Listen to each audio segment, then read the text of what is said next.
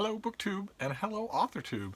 I have a wonderful feature here, a wonderful thing that I wasn't aware of until just the other day that's being done by J.D. Estrada, one of BookTube's resident writers, one of AuthorTube's stars, who's decided to do a thing called March of the Writers for the month of March, where for AuthorTube, for writers, anybody out there who writes, there's a daily prompt of things to just introduce yourself to the rest of the AuthorTube world.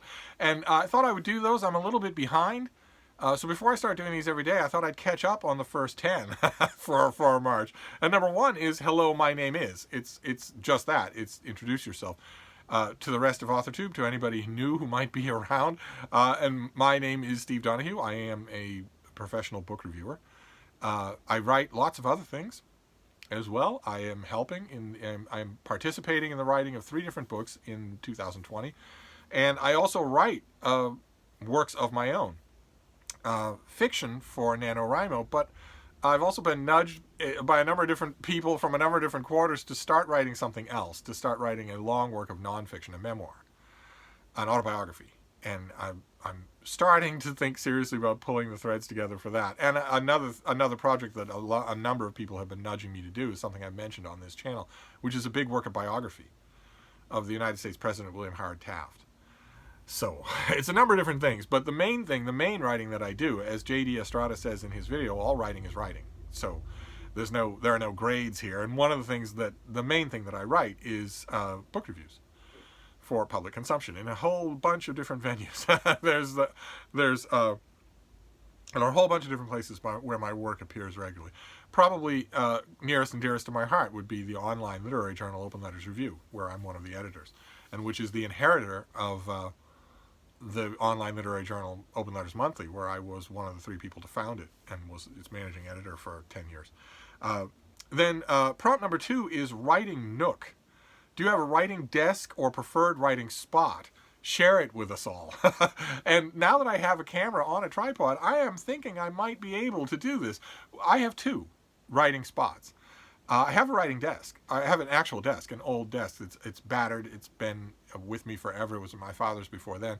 And you would think that I would use that, but now that laptop computers exist, and now that I have, the freedom to spend all my time with comfort on a bed or on a couch, that's what I do. So I want to see if I can show you my 2 writing nooks now that I have the ability to move this camera.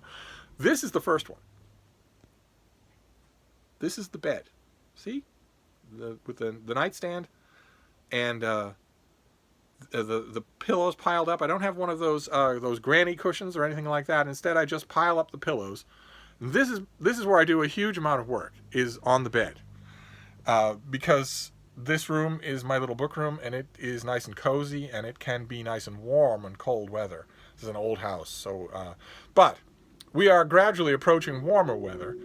Open windows weather. In fact, I've had a couple of days just so far in 2020 when I could open up the window. So I thought I'd show you my other writing nook, which is out in this room, and which is right here. And this is a couch right next to, it's right underneath a window, and it's right next to another window, as you can see. So sitting on this couch is I've got the pillows, I've got the bean, I've got the computer, and what are you doing, baby? Oh, I've got the computer, I've got a tablet, I've got another lamp, I've got work books that are, I've got scissors, a thumb drive, power cord for the computer. So this is the other nook, which is a reading and writing nook, which is right here. And I'm hoping I will look and see if this came out on camera. But those are my 2 places, one in this room and one in the living room, made possible by a tripod. Do you want to come in here, baby? No, okay, all right. So there you go. That is question number 2, your writing nook, and I would love to see all the rest of you do that as well. And then number 3 is, if you were a car, what car do you think represents you? It could be real or fictional. I don't know anything about cars at all. But I think I remember, I think JD's wording in his video made it permissible to substitute horses. I've ridden and known all kinds of horses, and I would compare myself to a Clydesdale, to a big ham-hocked war horse, something that isn't elegant, that isn't fleet, that isn't precise, but that won't fail, that just keeps going. So I'm going to use that. Question number 4 is business card. Do you have one? Pimp it out, he says. Need advice on feedback on your card? Share it and help others. Let everybody help each other out, because that's what J.D. Estrada is all about. He's all about the writing community, very much like Ben Sanders in that way, where he wants all writers associated with AuthorTube to help each other out, because it's a merciless world, not just in terms of business, but also in terms of psychology. You feel alone, and AuthorTube is meant to combat that. And I didn't have to look far until I found an old business card of mine, and this was for Open Letters Monthly. The precursor, as I mentioned, the precursor to Open Letters Review, where I was the managing editor. And I had a box of these. I would just hand them out. But I don't have a business card for... I'm just an editor at Open Letters Review. And I don't have a business card for that, because business cards require putting on pants. I don't go anywhere anymore. These things, business cards like this, were useful because we used to have readings. Open Letters Monthly used to have readings. We would book spaces. We were out there in the world. I don't do anything like that. So I don't know what I would use an Open Letters Review business card for. I have no idea what I would use one for. And at first I thought, well, it's a new venture. It's a new iteration of an old venue. You might want to have a business card just in case, but no, no, I just gave it up. Then let's see. Number 5 is your published works. You can go all bookstagram or just hold up your book for us to see. I don't have a book. I'm working on it. I have a lot of ideas for self-publishing books. In 2020, in 2019, I had ideas. I didn't do it. And in 2021. But in terms of venue, here is a good example. This is the Martha's Vineyard Gazette. This is an old style broadsheet newspaper for the island of Martha's Vineyard, where I am a book reviewer. So my work will often be, if there's a book reviewed in the Martha's Vineyard Gazette, it's almost certainly going to be reviewed by me. And that happens regularly. So I'm in a trough right now, but I hope that I have work on the way in the Gazette, and that will be that. And it's not the only one, of course. The Christian Science Monitor, I'm very often in the Christian Science Monitor and a bunch of other places. Let's see here. Question number 6, how does writing feel? Describe how writing makes you feel. It could be empowered, wearied, in a rush, or whatever. And for me, it's rejuvenating. Absolutely rejuvenating. That would be the word that I would use. Because when I am at my keyboard, whether it was a manual typewriter from eons ago or a current laptop, and I have a book in front of me and I know what I'm doing, when it comes to reading and reviewing books, I know exactly what I'm doing. And when I have that happening, and especially when I have my own free reign, when I'm not beholden to the attitude of an editor or a house style or anything like that, I do occasionally have to do work like that. And it's satisfying in a way. That work is satisfying in its own way. There's a certain challenge in bringing such a piece down for a 4-point landing. But when you have your own venue, Open Letters Review is my own venue. I'm not beholden to an editorial viewpoint there. I can let fly at a book. And when I have a book squarely in my sights, either to praise or to damn, and I am free to do that, and I can just gallop along, oh man, oh man, when the evidence is on the run and the jury is on my side, on days like that, I can tell you, Rumpole could live forever. There's nothing like that at all. So for me, it's rejuvenating. Because it's my patch, and I know just how to defend it. Question number 7, what is your hometown? What does home feel like to you? The first question is up for scholarly debate. There is a great deal of scholarly disagreement on where my hometown is, where my home state is, even where my home country is. Nashua, New Hampshire has been frequently brooded about. A small town in Northern California has been frequently brooded about.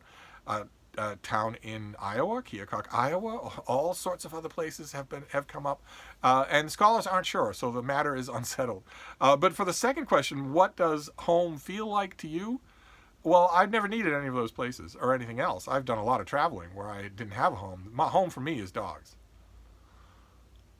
That face, their faces, their way of thinking, the smell of their fur, the rhythms of their lives, what they like to do, when they relax, how they have fun. For me, if I have that, I don't need anything else. I don't need an address of any kind. That's just fine by me. That is home. Uh, Question number 8. Boxing ring walk song. If you were in the huge boxing, MMA, or wrestling match, what song would you enter the ring with to get you in the zone? And the first point that I want to make here, a thing that I harp on in AuthorTube videos a lot, which is probably why you're grateful I don't make as many of them as I could, is that there shouldn't be any such thing as in the zone. You can either make yourself right or you can't. You shouldn't be putting responsibility for you generating prose on anything outside of yourself. That is an act of religion, and it's also an act of procrastination. So it shouldn't be anything like getting in the zone. What happens if you're not in the zone? Then you've given yourself an excuse not to write. So there is no such thing as being in the zone. I don't need any music to get me there because I don't think any music should be able to. But if we're talking just in general, associative music, well, then as I've said on this channel many times, all John Philip Sousa, all the time. Question number 9 is writing influences. Who do you look up to and why? And this gave me a little bit of pause because I don't actually look up to any writer in the sense that I think JD means here. I think a lot of that comes from the fact of what I just mentioned, which is that in my patch of writing, I know exactly what I'm doing. I'm not learning my voice anymore. I'm not learning any part of the craft anymore. Instead, I'm just exulting in it and refining it and learning to love it in new ways. And I think looking up to someone would entail the assumption that that isn't true, that they know the type of writing X, Y, or Z better than you, and you look up to them in the hope of someday emulating them. If that's the way in which the question is meant, then my answer is nobody. If it's meant more in the way of whose work do you admire, whose work do you freely admit is better than your own, well, even in the world of book reviewing, there are quite a few people. There's Catherine Powers, Sam Sachs of the Wall Street Journal, Christian Lorenzen. These people are fellow book reviewers, and when they're good, they're better than I am. Not in ways that I would ever want to be, but still. So I guess maybe that counts as looking up to them. I certainly admire them. I guess that counts. And then question number 10, which brings us up today. Today is March the 10th, is pet peeves. Some of you are grinning right now, knowing what channel you're on. What are the things that get on your nerves from writing or life in general? I have a very long list. It's currently 119 points long of Steve's pet peeves. The menagerie that is Steve's pet peeves is 119 points long. That's for life in general. And we don't have that kind of time. And my list of pet peeves for writers is almost as long. But for the purposes of brevity here, I will mention just 2 things: lazy writers and arrogant writers. So arrogant writers I hate. They're the ones that are producing or have produced work and think that somehow it makes them morally superior, or have an exaggerated idea of their own importance based on nothing. Usually the most arrogant writers that I have known have been the ones who were least well read. Their arrogance is the Dunning-Kruger effect. It's based on their ignorance. They don't know how dumb they sound. And lazy writers would apply to almost every young writer that I've ever met. But it can also apply to older people as well, if you're one of them. If you're in that sweet spot where you're saying, I just need retirement, or I just need a nice big 2-year block of free time and I can finally get that book written. That is an exponent of laziness. You might not think it. When you think about yourself, you might think, I don't think I'm all that lazy a person. No, I wouldn't describe myself that way. But nevertheless, if you make a dodge like that in your mind, that's what you're being. You're being lazy. But it mostly applies to young writers. Young writers have weaponized and perfected laziness just to an unbelievable degree. And they have come up with all kinds of rationalizations so that they don't have to call it laziness. That drives me nuts. Absolutely nuts.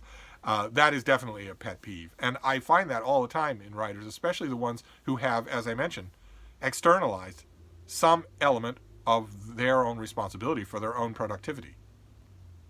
Well, I need this snack, and if I don't have it, well, I need this kind of tea, and if I don't have it, well, if I'm in the mood, if the muse strikes, or I need total quiet in the house.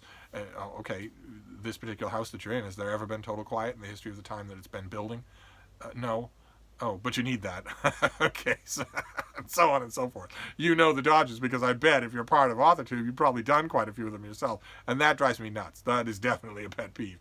People who tell me, who use all those kinds of dodges and then tell me that they don't have time to write. That I want to tell them, how about you drop all of that nonsense and then see how much time you have for writing? I bet you have quite a bit. If you decide that you are responsible for your writing and nothing else is, then you'd be amazed how much time would blossom right there on your crowded schedule. But that is it. That brings us up to 10 questions for March of the Writers. And I'm going to try to do my best to go on with these one a day. They won't all be as long as this, but I wanted to catch up for now because these are great. I will list them down below. I'll leave a link to J.D. Estrada's video. You writers out there should do this because this is a tremendous way of crystallizing the thinking and also introducing yourself, which is, I think, the whole point of this. So I'm gonna wrap this up for now, but I'll be back. Thank you, BookTube.